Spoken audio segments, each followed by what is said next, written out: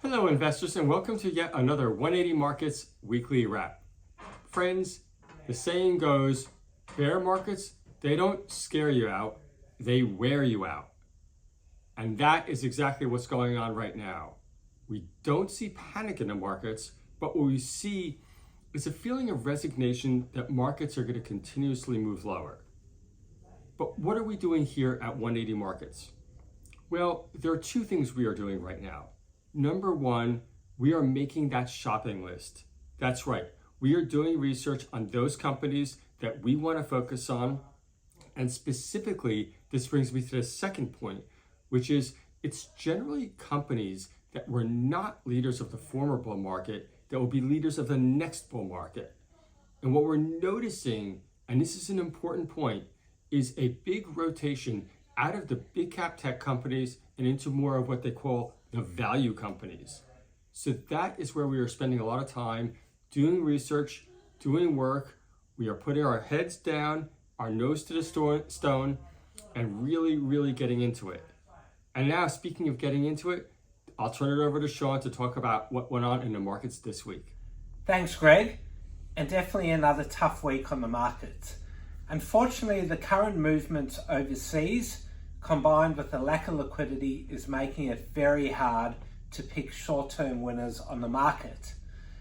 We have seen that the recent increases in interest rates is causing a lot of uncertainty.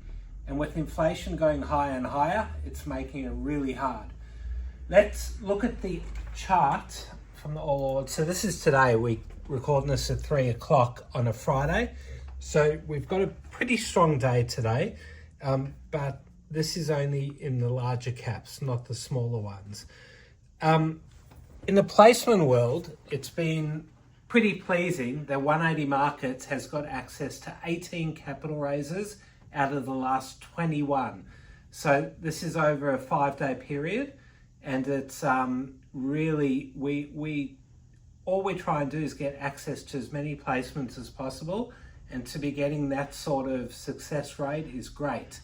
While bidding does remain subdued, it is still a good sign of confidence that there are a lot of placements out there, and most of them are being done.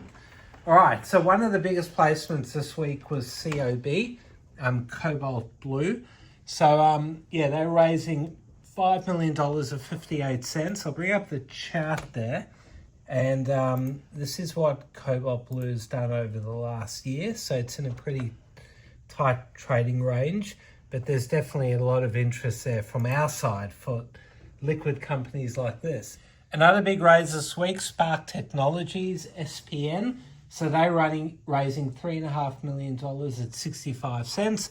We'll bring up the chart over there. And they're in no trend at all at the moment, but pleasing to see that raise was successful. Now, an interesting raise was LPD. Let's look at that over here. So they recently did a rights issue at 1.8 cents. That came with a free LPDO, I think 1 for 2. But what they actually decided to do, they had so much demand that they increased the size of the total capital raise by $7.5 million.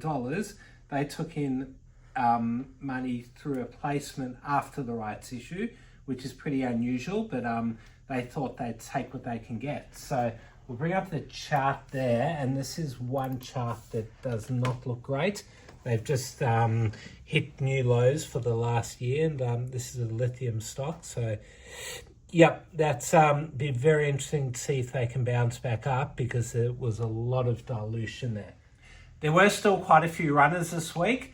WA1, I think we did mention them last week. So today they're up another 24%. But let's look at the chart there. So they started their run at 13.5, which would have been the end of last week on great results.